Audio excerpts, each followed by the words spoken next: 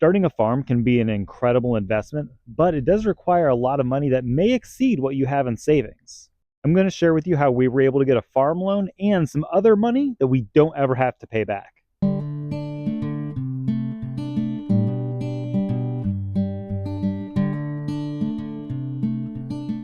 Hi, my name's Nick, and welcome to the Rig and Farm YouTube channel. Back in November of 2019, my wife Ashley and I decided we were going to use our life savings to start a farm. We looked for several months before finding the parcel of land that was perfect for us. And we were under contract in April of 2020. I'm not sure if you remember, but that was the start of some crazy times. We already posted a video about the whole process of buying our land and having our home built, so if you haven't watched that, make sure you do that when you're done watching this one. Long story short, by the time we moved to the farm in the end of 2021, our savings were pretty much depleted. We were both working part-time jobs to be able to make enough money to pay our bills while still having some time to invest in starting the farm. At the beginning of 2023, we went to our local USDA office to talk to an FSA loan officer about getting some working capital. The loan officer was extremely helpful and actually suggested that rather than borrowing money, we should look into getting help through the NRCS. The Natural Resource Conservation Service is a program through the USDA that gives you a cost share to help make farm improvements. The money they give you doesn't have to be paid back as long as you actually do what you're supposed to do with it. After you apply, they schedule a farm visit to come out and see what you're currently doing and what can be done to improve. Now, this program is need-based, so there's a finite amount of funding available. Some of the factors that can help get you approved are if you're low income, if you're a new farmer, or if you're part of an underserved group, like a minority or a woman. Because women farmers are more likely than men to get approved, Ashley applied as a proprietor of the farm. They won't give you money to start a new business venture, so it has to be something that you're already doing that can be improved. For example, they won't give you money for cattle fencing if you're a vegetable farm without cattle. What they could do for a vegetable farm is give you money for hoop houses, irrigation, and other things that would actually improve a vegetable farm. Now, we did not have a great experience with the NRCS at first, but it did get better after a little while. The agent they sent out for our farm visit had just come back from medical leave for having a hip replacement, and she was about to retire. She wasn't physically able to walk around the property, and she didn't take pictures or take notes of anything we talked about. Now, in order to get approved for the funding, you can't actually start making any of the improvements until you're approved and under contract. We were told to hold off on any fencing, grading, irrigation, hoop houses, anything like that, because if we started doing those improvements before we were under contract, they wouldn't give us the money at all. After waiting for 9 months of doing pretty much nothing to make improvements, we received a letter saying that we were denied funding. We were both pretty upset about the news, so Ashley picked up the phone and called to demand why a poor woman veteran farmer got denied funding and who's more eligible than her. They couldn't really give her a good answer, but they did assure us that they would make sure we were one of the very first farms that they visited in 2024. After walking around the whole property and having some really in-depth conversations with the 2 agents they sent, they decided that it would be best if we worked on some fencing for our sheep and goats, and then also to put in some high tunnel greenhouses in the garden, as well as irrigation and a well to be able to provide water for that irrigation. Within just a few months, we were already approved with contracts signed and ready to go. The NRCS is the one that come up with the estimated cost for each of these projects, and once you've completed them to their standards, they actually give you 90% of that total cost. For example, you can't just throw up a few T-posts with a single strand of wire and call it a fence. There are requirements that must be met. They don't really care if you do the work yourself or hire someone else to do it. They're going to pay you the same amount either way. So if you hire someone else, you might come in over budget and have to pay more out of pocket. But if you do it yourself, you could actually save money and keep the leftover that you don't spend on the project. We recently posted a video about our fencing that we did and how much it cost for us to do it ourselves with the help of some friends and family. Also, how much we were paid and if there was anything left over or what our out-of-pocket expenses were. So make sure you watch that one if you haven't already. Now, one thing that the NRCS does that's extremely helpful if you're a veteran like Ashley is they'll give you half of the money up front to help cover some of those initial costs that you might need for materials. Now, as incredible as this program is, there is one major flaw for most people, and that's that you need to come up with the money to actually complete the project before they'll reimburse you. Now, that can be very challenging if you don't have the cash on hand or available credit to fund the project before getting that reimbursement. This is actually one of the many reasons you should consider getting an FSA loan.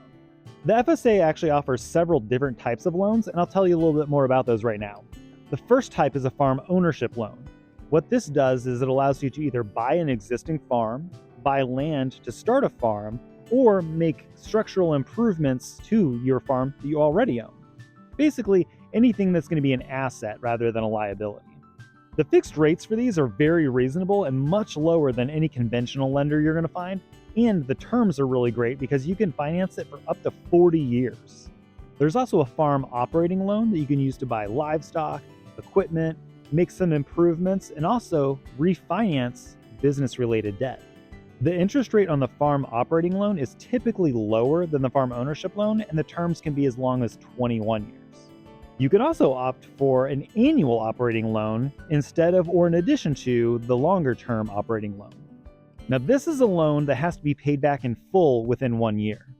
On these annual operating loans, the interest rate is typically the same as the more long-term operating loan, and it's used for things like seed, fertilizer, maybe some livestock, things that you typically are going to invest in at the beginning of the season and then harvest by the end of the year and hopefully make enough money to pay back that loan and still have some to pay your bills and, maybe a little extra change so you can go on vacation or something. One of the coolest things about these loans that I really like is that you actually only accrue interest on the money you withdraw. For example, if you get approved for a $100,000 annual operating loan, but you only need $25,000 of that and you leave $75,000 just kind of sitting on the table, you only get charged interest for the $25,000 you withdrew.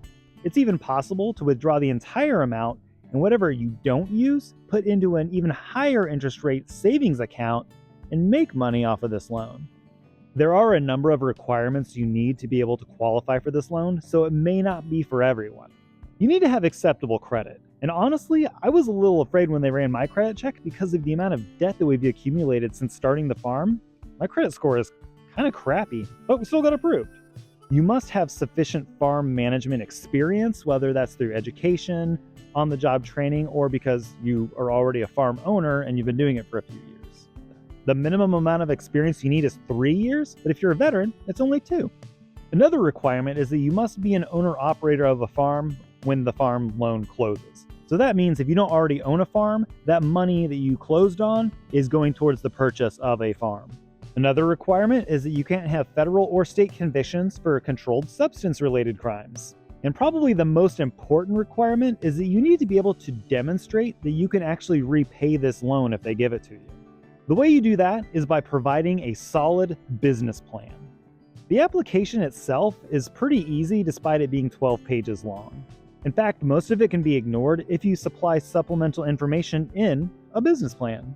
In addition to the application, you're also going to have to submit the last 3 years of farm income, farm expenses, and tax records. Luckily for us, I've already created some really cool tools to track all of those things, and I'll share with you at the end of the video how you can get them.